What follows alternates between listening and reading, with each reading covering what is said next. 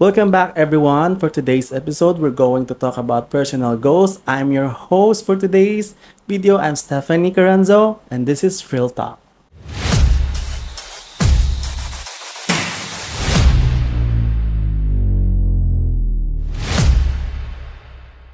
Hello, everyone, and for today's episode, we're going to talk about personal goals in our life. And now, we are back, and we'll start now for Atal.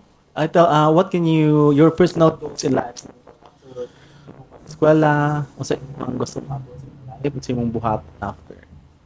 So, ang akong goal gyud sa life nako kay kanang pagka-graduate bitaw, magtrabaho na gyud kay Mm-mm. lagi mo bawi sa ginikanan Yeah. kay Actually, labaw mga na bitaw pagwaton. sa financial, kulang-kulang jud mi.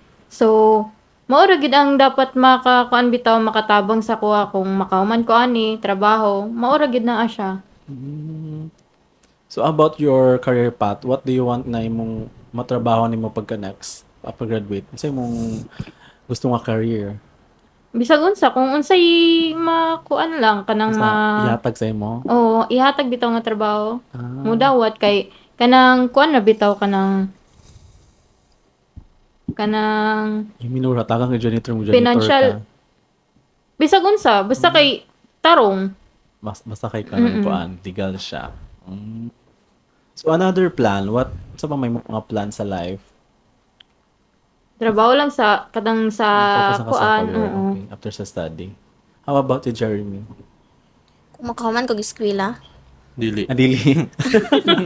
Pag mabalik kag eskwela. kuan, need gyud na ako magtrabaho pero sa akong gusto gyud, gusto ko mo abroad. Pero dila po ako kabalo kung unsa nga tarasi. Pero gunanid ko pang office nga trabaho, office lang basta. Tapos kay ako'y magulang so kailangan gid na ako tabangan akong family. Tapos gusto gid sad na ako nga akong manghod kay isa ra man akong manghod. Gusto gid ako siya nga kay in time mag-graduate ko karon kaluyan sa Ginoo tapos graduate po siya sa senior high. So, pariyami. So, intay ko mag-start na siya sa college. Kung makakita na gid kog trabahoan na, matabangan ako siya. Kay, So, ikaw ang grabe kaya, mag-support. nga matabangan gid ako siya. Lamay akong pamilya. Magin akong goal gid sa pagkakaroon. How about ka ng, do you any feel pressure nga, kumbaga ikaw ang magulang. So, do you have feel pressure to yourself na after you graduate na sa mo na din siya ma-take ang responsibility sa pagpag-eskwela sa ila, mag-support? Sa tinuod lang, wala sa akong sa uban nga parents nga na sila guro sa ilang anak, pero sa kuha wala ko gi pressure sa akong ginikanan nga na need gid nimo nga makahuman ka, kailangan gid magtrabaho na kay mo tabang ka. Siya wala na siya pressure kung kaya nimo kay kabalo naman gid siya nga kung gusto gid mo tabang ang tao. Kay kung gusto mo tabang ang tao, mo tabang gid na kay kabalo sad na siguro sa mga batasan sa mga igsuon nga magtinabangay gid mi.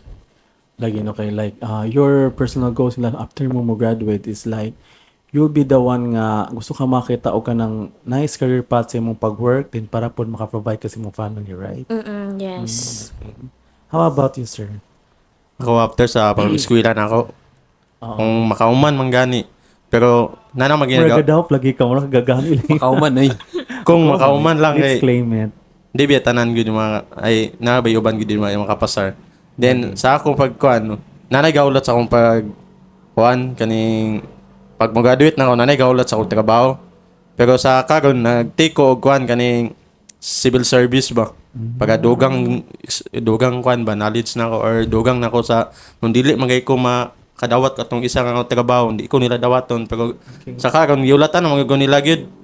Muna ila ingon sa ako nga paspason doon ako ni nga subject kung saan ako paspas nga kuan naman akong kuan. Manang paguman ako aning eskwela, ilang ingon sa kuha daw, himuon daw nilang manager. Sa service Chow ko. King, oh. Shout out Chow King. Mo din. Wala may kwan. Mo din to din. Ito. How about you, Denmark?